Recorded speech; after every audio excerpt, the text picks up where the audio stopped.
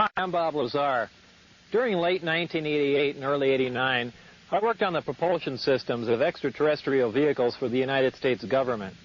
The hardware and technology I was exposed to should be placed in the proper hands of the scientific community, and it is the right of every person on Earth to know that there is physical evidence which proves that there is life elsewhere and that at least one form of that life has been here. For those of you whose information about me is limited to this video, I'll give you a brief background. I'm a physicist. I have degrees in physics and electronics technology. I worked in a number of scientific programs, some of which require top secret and above top secret security clearances, of which the most easily verifiable is my early 1980s job here at the Los Alamos Meson physics facility in Los Alamos, New Mexico. Between December of '88 and April of '89, I worked as a senior staff physicist in what has to be the most secret project in history. My place of work was a facility at an area known as S-4 on the Nellis Air Force Range in central Nevada. Area S-4 is located approximately 15 miles south of the infamous Area 51 installation at Groom Lake, where the U-2 and SR-71 spy planes were developed. For the duration of my employment at S-4, I was paid by the United States Navy. For the purpose of this video, I'm going to segregate the information contained here into two separate parts. The first part will deal with information with which I've had hands-on experience and personal instruction. In other words, not only did I read briefings and not only was I taught the theories of these technologies, but they were demonstrated for me and I know they are true and accurate. Some of the points covered in this first section will be how vast distances of space are traveled by virtue of an intense gravitational field, how this gravitational field is generated, what the power source is and how it functions, and general information about disks and the project at S-4. The second part of this will deal with subjects on which I've read supporting information, yet for the most part I had no other way to corroborate the information or ascertain its accuracy. When we get to part two, it will be obvious why proof of some of this information could not be conclusive. Some of the points covered in this second section will be information about the beings that brought us this technology, and how these beings have historically interacted with man. I've been prudent in selecting what to expose here, and I think that some of this information should not be made available to the general public. This information is being conveyed to you as it was to me, with the exception that in most cases I've simplified things for those of you with non-scientific and non-technological backgrounds. So let's begin. At the beginning of this first section, I'm going to give you 3 short science lessons, and once you've learned them, you'll not only know more about interstellar travel than almost anyone else in the world, but you'll know the actual method another civilization is used to travel from another star system to the planet Earth. Now, during the course of this, I'm going to have to relate information that I've learned at S4 to information that we're already aware of. And when I say we, I mean the general mainstream scientific community. So as not to waste too much time explaining established scientific facts and theories, when I say we know this or we know that, please feel free to consult any qualified scientist, professor, or science teacher to have them explain my statements to you. One of the most predominantly asked questions is, how is it possible to cross vast expanses of space without exceeding the speed of light? Or how can you travel in reasonable time and economy between points that are light years apart? Now, keep in mind that the speed of light is 186,000 miles a second, which translates into roughly 669 million miles an hour. And a light year is the distance traveled in 1 year at the speed of light. Proxima Centauri, which is the star system nearest ours, would take 4 years to reach traveling at the speed of light. So up until now, when we've examined the requirements to travel these distances, we've always had to consider the problems of traveling at a speed near the speed of light. This poses problems with propulsion, navigation, fuel capacities, and even when you consider the effects of acceleration on space-time, which include time dilation, mass increase, length contraction, and a whole host of other things, it quickly becomes evident that this type of travel would require a level of technology that man has not yet achieved. The truth of the matter is that traveling these distances does require a level of technology that man has not yet achieved. but it has nothing to do with flying in a linear mode near the speed of light. We know that the shortest distance between 2 points is a straight line, so in our universe we've always assumed that the fastest way from point A to B was to travel in a straight line at the speed of light. Well, the fact is that when you're dealing with space-time and you enjoy the capability of generating an intense gravitational field, the fastest way from point A to B is to distort or warp or bend the space-time between point A and B, bringing point A and B closer together. The more intense the gravitational field, the greater the distortion of space-time and the shorter the distance between points A and B. Most of us think of space-time as the void or as nothing. And remember, it wasn't that long ago that man considered the air in our atmosphere to be nothing. Yet with time, we've become aware of the elements and properties of the air and atmosphere. Well, indeed, space-time is an entity, and one of its properties is that it can be distorted or bent by a gravitational field. We know that gravity bends or distorts space-time and light by virtue of the fact that we're able to see stars which we know should be blocked from our view by the sun. Referring to the graphic here, the solid line denotes the position of a star that's located behind the sun, and the dotted line shows its position as viewed from Earth. This is made possible because the sun's gravitational field distorts the space-time and light around the sun, allowing us to view stars which should be hidden from view.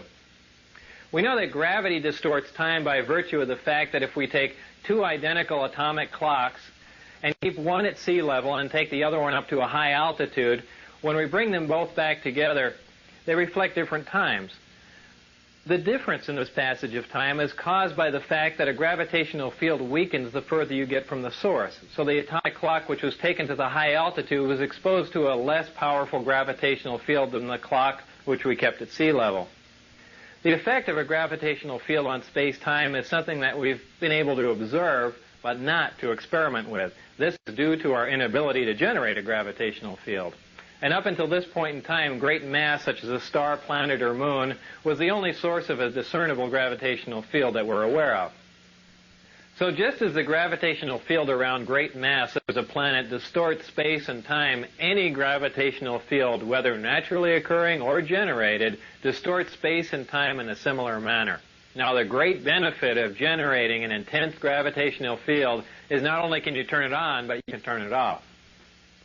If we refer back to our original illustration of space-time distortion, we can see that when we generate an intense gravitational field, we can distort the space-time and in turn the distance between the point where we are and the point where we want to be. We can then position ourselves at the point where we want to be and then stop generating the gravitational field, allowing space-time to return to its natural form. In this manner, we can travel great distances with little linear movement, and this is how space-time distortion translates into reduced distance. Now back to our original question, how is it possible to cross the vast expanses of space required for interstellar travel without exceeding the speed of light? This is accomplished by generating an intense gravitational field, distorting space-time and allowing you to cross many light years of space in little or no time and without traveling in a linear mode near the speed of light.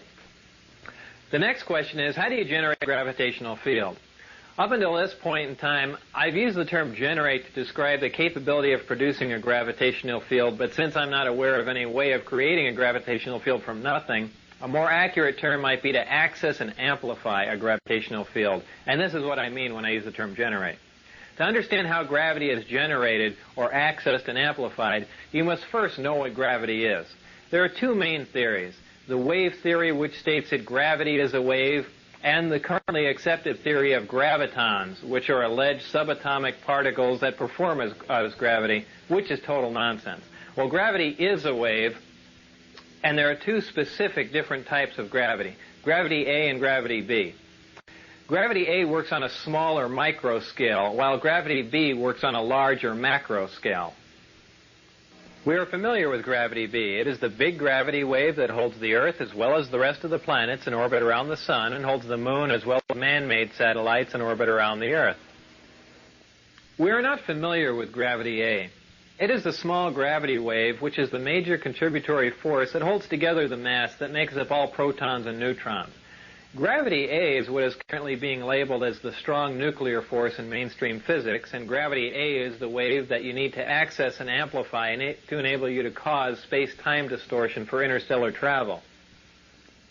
To keep them straight, just remember that gravity A works on an atomic scale, and gravity B is the big gravity wave that works on a stellar or planetary level. However, don't mistake the size of these waves for their strength, because gravity A is a much stronger force than gravity B. You can momentarily break the gravity B field of the Earth simply by jumping in the air. So this is not an intense gravitational field.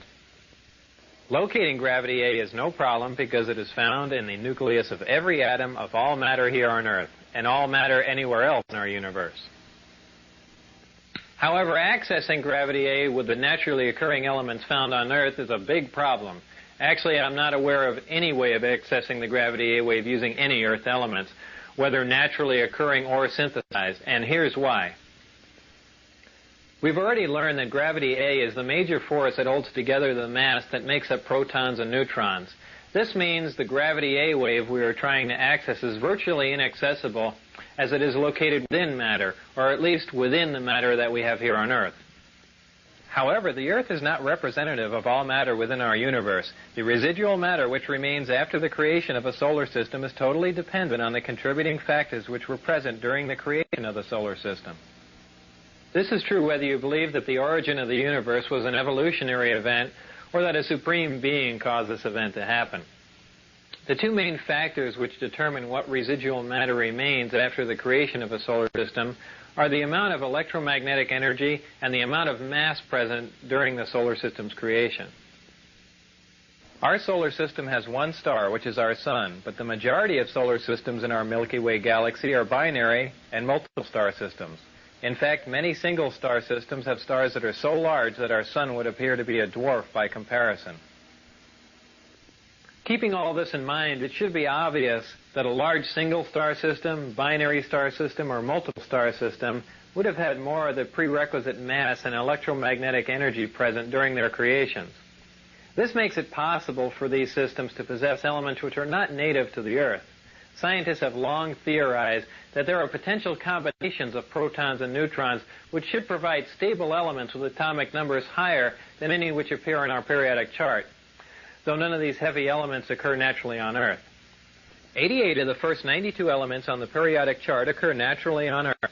Some heavier elements do occur in trace amounts, but for the most part we synthesize these heavier elements in laboratories. Generally speaking, the stability of these synthesized heavy elements decreases as their atomic number increases, but experiments at the Lab for Heavy Ion Research in Germany have shown that this may only be true up to a certain point, as the half-life for element 109 is longer than that of element 108. The point is that our observations and theories are accurate. The fact is that heavier stable elements with higher atomic numbers, which have more protons, neutrons, and electrons than any Earth elements, do exist. However, up until this point in history, there has been no physical evidence to prove this. But now that proof is here. The most important attribute of these heavier stable elements is that the gravity A wave is so abundant that it actually extends past the perimeter of the atom. These heavier stable elements literally have their own gravity A field around them, in addition to the gravity B field that is native to all elements. No naturally occurring atoms on Earth have enough protons and neutrons for the cumulative gravity A wave to extend past the perimeter of the atom so you can access it. Even though the distance that the gravity A wave extends is infinitesimal, it is accessible, and it has amplitude, wavelength, and frequency just like any other wave in the electromagnetic spectrum. Once you can access the gravity A wave, you can amplify it just like we amplify any other electromagnetic wave. To demonstrate how a wave is amplified, we can use this oscilloscope, and as you can see, it graphically depicts the tone you hear as a wave. As we amplify the tone, you can see that the size or the amplitude of the wave increases, giving us a more powerful version of the same identical wave, and thus the tone sounds louder.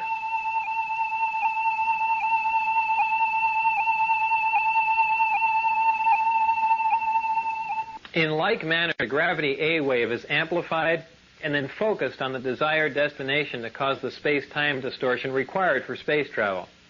This amplified gravity A wave is so powerful that the only naturally occurring source of gravity that could cause space-time to distort this much would be a black hole. This brings us back to our original question. How do you generate a gravitational field? You must have access to an element which is heavy enough for the gravity A wave to extend past the perimeter of the atom. Then you can access and amplify it for space-time distortion. To complete our 3 science lessons, the last question is, what is the power source for this type of travel? Well, for those of you with limited knowledge about power sources, I'm sure you can probably imagine the enormous amount of power required to cause a space-time distortion for this type of travel. After all, we're amplifying a wave that barely extends past the perimeter of an atom until it's large enough to distort vast amounts of space-time. For those of you with extensive knowledge about power sources, I'm sure it's probably even more puzzling as to how it's possible to have a compact, lightweight, onboard power source that can provide this much power. For everyone to understand that, I need to further explain a couple of things we briefly touched upon in the last question. If you remember, I said that for the most part, we synthesize or create heavier elements in accelerators, and their stability decreases as their atomic number increases. So what does this all mean? Well, we synthesize these heavier, unstable elements by using more stable elements as targets in a particle accelerator. We then bombard the target element with various atomic and subatomic particles. At this point, transmutation occurs, making the target element a different, heavier element. This element now has a higher atomic number, as the atomic number simply indicates the number of protons in the nucleus of the atom. So this is what I mean when I say their atomic number increases. What does their stability decreases mean? The length of time which an element exists before it decays determines its stability. Atoms of some elements decay faster than atoms of other elements, so the faster an element decays, the more unstable that element is considered to be. When an atom decays, it releases or radiates subatomic particles and energy, which is the radiation that a Geiger counter detects.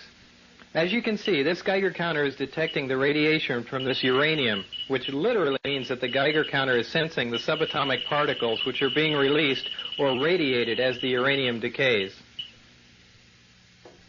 Those elements in which nuclear radiation can be consistently detected are radioactive elements.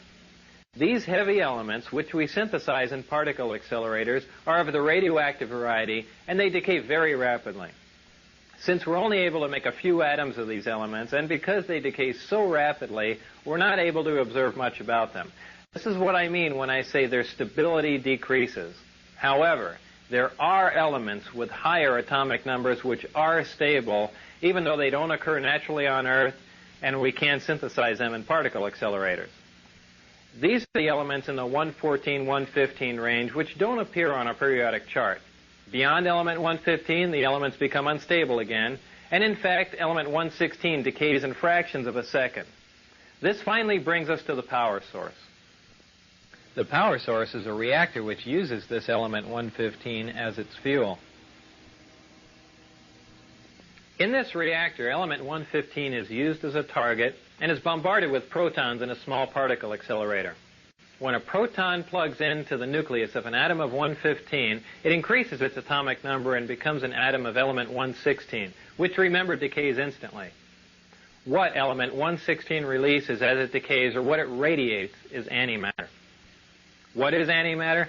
Antimatter is the exact counterpart of matter, which has a charge and a spin that is in the opposite of all matter.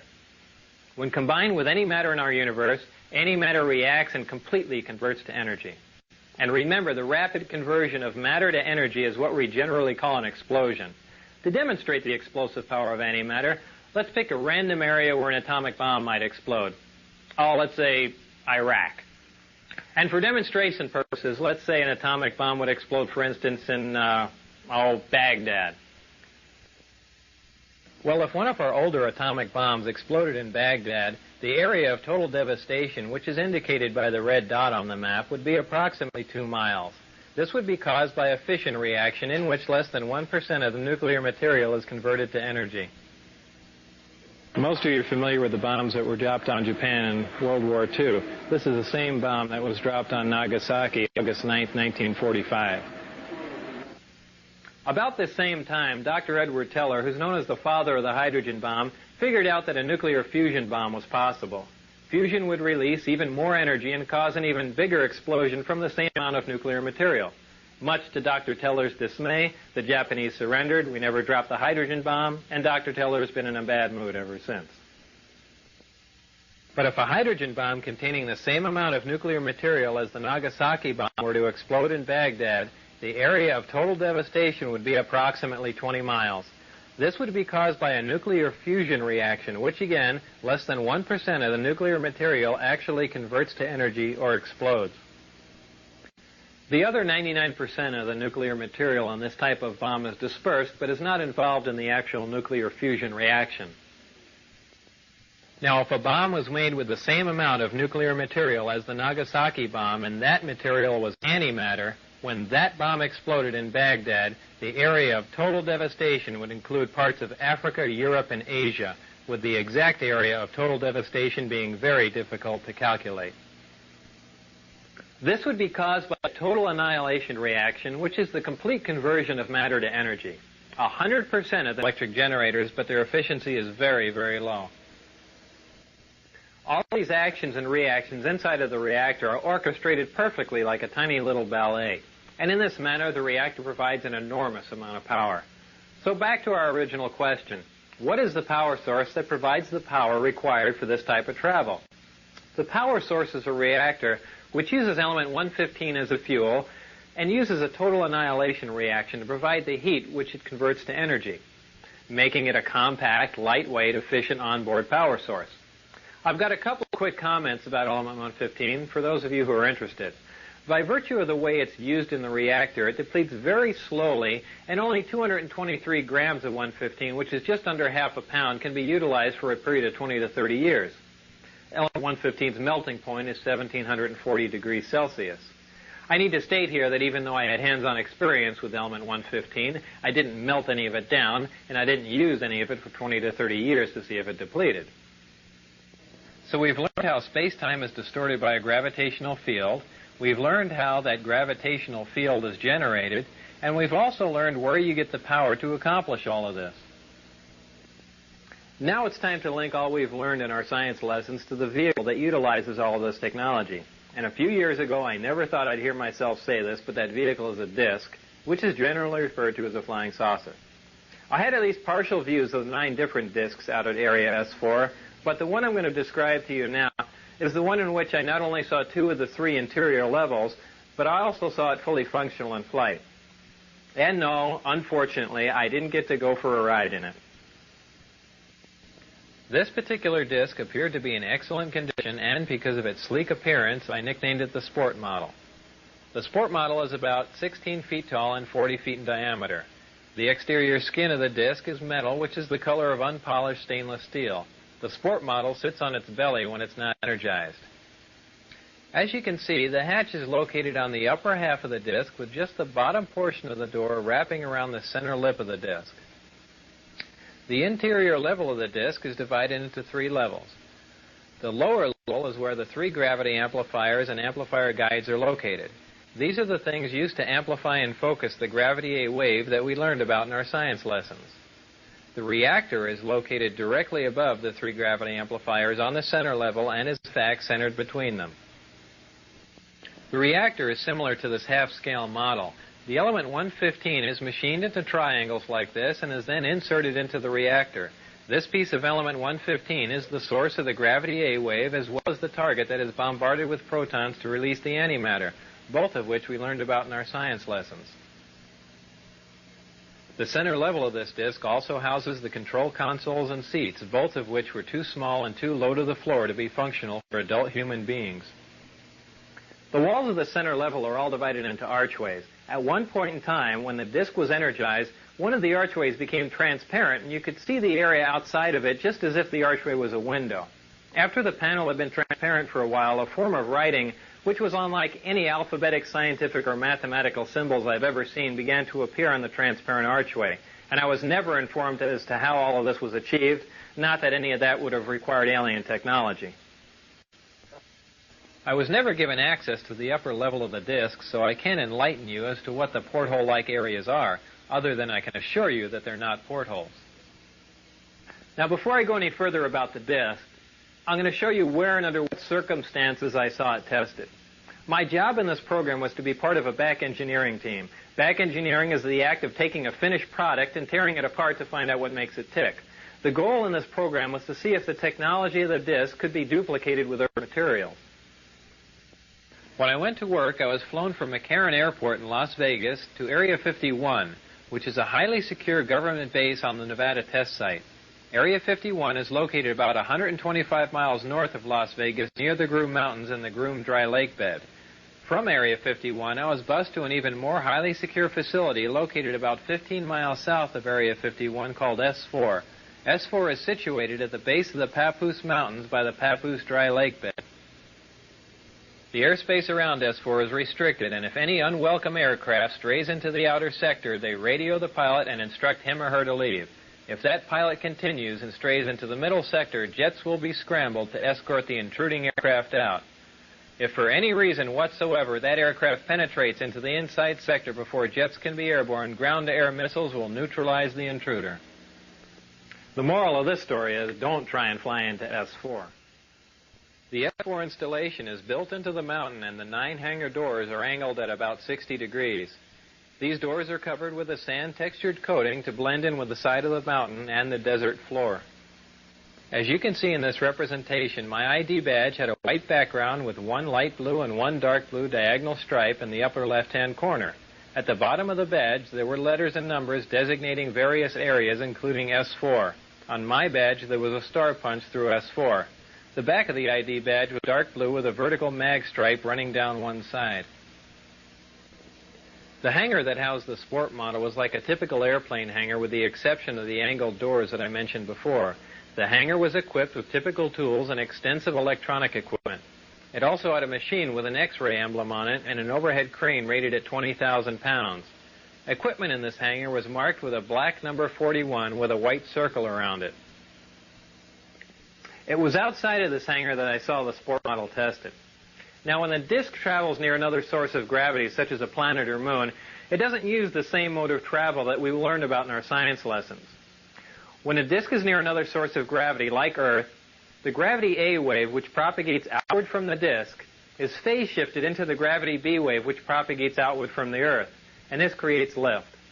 The gravity amplifiers of the disk can be focused independently, and they are pulsed and do not stay on continuously. When all 3 of these amplifiers are being used for travel, they're in the delta configuration, and when only one is being used for travel, it's in the omicron configuration. As the intensity of the gravitational field around the disk increases, the distortion of space-time around the disk also increases. And if you could see the space-time distortion, this is how it would look. As you can see, as the output of the gravitational field from the amplifiers becomes more intense, the form of space-time around the disk not only bends upward, but at maximum distortion actually folds over into almost a heart shape around the top of the disk. Now remember, this space-time distortion is taking place 360 degrees around the disk. So if you were looking at the disk from the top, the space-time distortion would be in the shape of a donut. When the gravitational field around the disk is so intense that the space-time distortion around the disk achieves maximum distortion and is folded up into this heart-shaped form, the disk can't be seen from any vantage point, and for all practical purposes is invisible. All you could see would be the sky surrounding it. The program out at Area S4 consisted of 3 projects: Project Galileo, Project Sidekick, and Project Looking Glass. Project Galileo dealt with gravity propulsion and was the source of all the information you've learned in this first section. Project Sidekick dealt with a beam weapon that had a neutron source and was focused by a gravity lens. Project Looking Glass dealt with the physics of seeing back in time. Now, I was not personally involved with the hardware of Project Sidekick or Looking Glass, and those projects are beyond the scope of this video. So this brings us to the end of this first part, in which I'm presenting to you as fact. At this point, we begin our second part, which is the section that contains what I call excerpts from the government Bible. I call it that because, as you can tell from part 1, there's a small segment of the United States government that makes scientific and technological judgments from a knowledge base that is not available to the general public.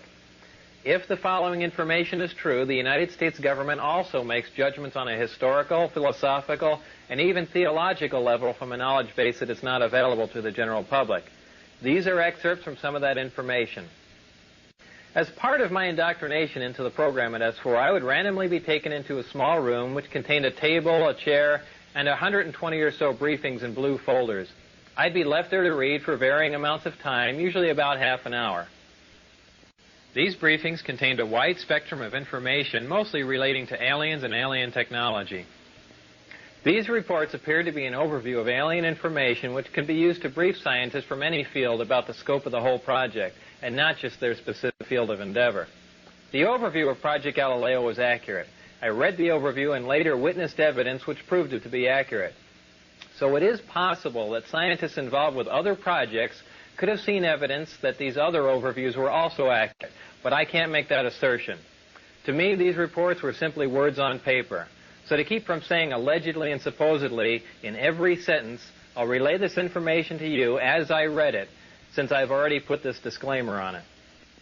This technology that you've learned about thus far was brought here by some alien beings from the Zeta Reticuli 1 and 2 star system.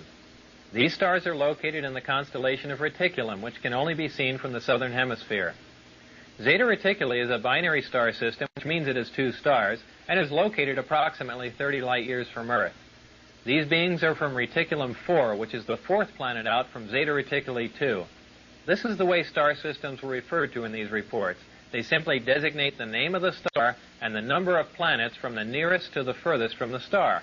For instance, our Sun was designated as Sol, and the Earth was referred to as Sol 3 because we're the 3rd planet out from the Sun. A day on Reticulum 4 is 90 Earth hours long. The beings are 3 to 4 feet tall and weigh 25 to 50 pounds. They have grayish skin and large heads with almond-shaped wraparound eyes. They have very slight nose, mouth, and ear positions and are hairless. Any dates in the information regarding these beings were written in a 6-digit number which began with 1623. Since I had no idea what the 6-digit number was for the present year, I had no way of calculating when these beings arrived, or at least arrived this time. These beings said that they had been visiting Earth for a long time and presented photographic evidence which they contended was over 10,000 years old. There was an exchange of hardware and information in Central Nevada until 1979, at which time there was a conflict which brought the program to an abrupt halt. The beings left, but were to return at a 1623 date, and I don't know what that date is. With the remaining hardware and information, the U.S. government started the back engineering program. In May of 1987, some scientists took an antimatter reactor to an underground blast facility on the Nevada test site to perform an experiment. Unfortunately for them, their experiment required them to cut the reactor open, which resulted in their deaths. This explosion was explained to others at the test site as a previously unannounced low-yield underground nuke test. I was hired in December of 1988 to replace one of these men. These beings conveyed information about the capability of affecting the human brain to anesthetize the human body. This is done without any physical contact from a remote source. For this anesthesia to be accomplished, the brain has to be in a relaxed state similar to that required for hypnosis. If the brain is subject to any external stimulation like stimulant drugs or loud music, this manipulation of the nervous system is ineffective. These beings said that man was the product of externally corrected evolution. They said that man, as a species, had been genetically altered 65 times. They refer to humans as containers, yet I don't know what we're containers of. As I'm sure you now know, it was impossible for me to corroborate the information in the second section. And obviously, if this information is true, the ramifications are far-reaching, and you don't have to be a nuclear physicist to figure that out. So before I bring this to an end, there are a couple of questions I should address for you. The first one is, how did I get into this program? While working at Los Alamos National Lab in 1982, the local newspaper did a front-page story on a jet car I had built. Coincidentally, Dr. Teller was giving a speech in Los Alamos that same day. We met and had a short chat about the jet car, and I later listened to his speech. I never met Dr. Teller again, but in 1988, when I decided to re-enter the scientific community, I sent him a resume and inquired about a job. Dr. Teller responded by telephone and told me that he was no longer active, but just functioned in a consultant capacity. He gave me the name of a contact to call in Las Vegas. I made that call, and things progressed from there until I got into the program. I never got a chance to ask Dr. Teller if he remembered me from Los Alamos, so I don't know if that was a factor or not. If you use nuclear fuel and not that fossil, nuclear fuel is feasible. But whether these eventually velocity are feasible, which are interesting if you ever want to get there at start, that is an important question. And that's about all I can say. all I have time to say. And what specifically the fuel will be, I think it might be fission, more probably fusion. And it was possible. Is there any other nuclear reaction besides fission and fusion that you know of? No. Anything? Look, please, you try to explore the things about which I only will have to tell you it is not interesting, it's a waste of time. Above plutonium or look, it is, in my opinion, not interesting. I don't intend to answer it. If you ask me that question on camera, I will shut up. I will sit silent. You're not going to get an answer out of me on that. Okay. And if I ask you on camera if you know Bob Lazar, can you just say no? I will sit silently.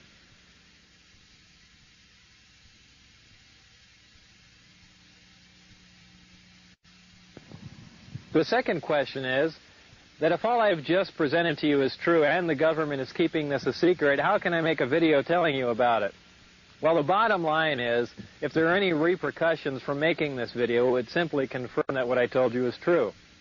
So what you do with this information is up to you.